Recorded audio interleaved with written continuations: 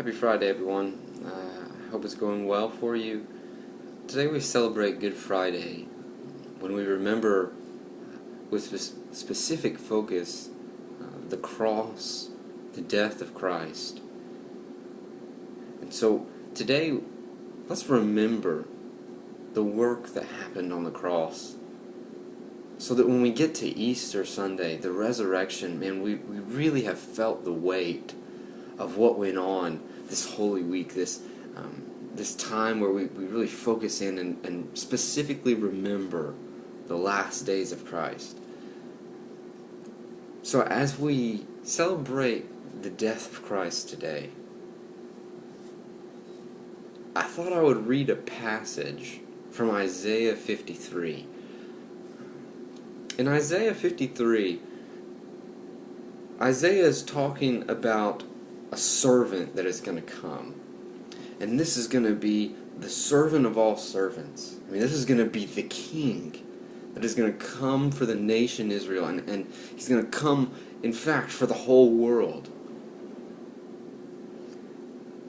And as he describes this servant in Isaiah 53, Israel is expecting this king to come. That would be Jesus, the Messiah. And they're expecting him to come in power, just to come and to lay down the smack on the enemy, to take him down, to set up his throne and to rule the world and to make everything right again. And so, they're expecting this servant that is just the king of... Right? But this servant song here, Isaiah 53, describes the servant who comes, Jesus, in such a different light. And he actually describes him by his work on the cross to save all mankind. So I thought I would just read it, and we can enjoy this thing together. See, my servant will act wisely. He will be raised and lifted up and highly exalted. Just as there were many who were appalled by him, his appearance was so disfigured beyond that of any man, and his form marred beyond human likeness. So will he sprinkle many nations. The king will shut their mouths because of him. For what they were not told, they will see, and what they have not heard, they will understand. Who has believed our message? And to whom has the arm of the Lord been revealed? He grew up before him like a tender shoot, and like a root out of dry ground. He had no beauty and majesty to attract us to him, nothing in his appearance that we should desire him. He was despised and rejected by men, a man of sorrows and familiar with suffering. Like one from whom men hide their faces, he was despised, and we esteemed him not.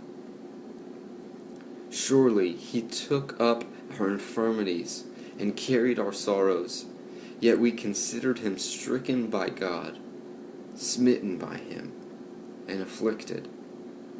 But he was pierced for our transgressions, he was crushed for our iniquities. The punishment that brought us peace was upon him, and by his wounds we are healed. We all like sheep have gone astray. Each of us has turned to his own way, and the Lord has laid on him the iniquity of us all.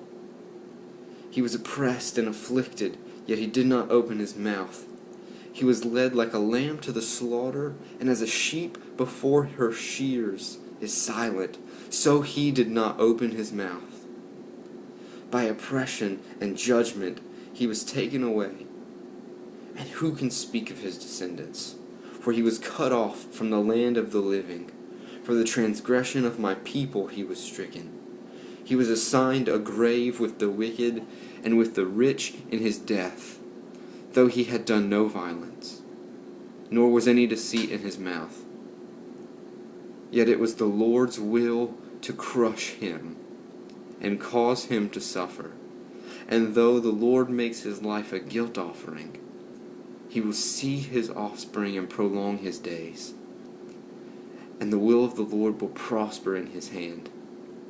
After the suffering of his soul, he will see the light of life and be satisfied.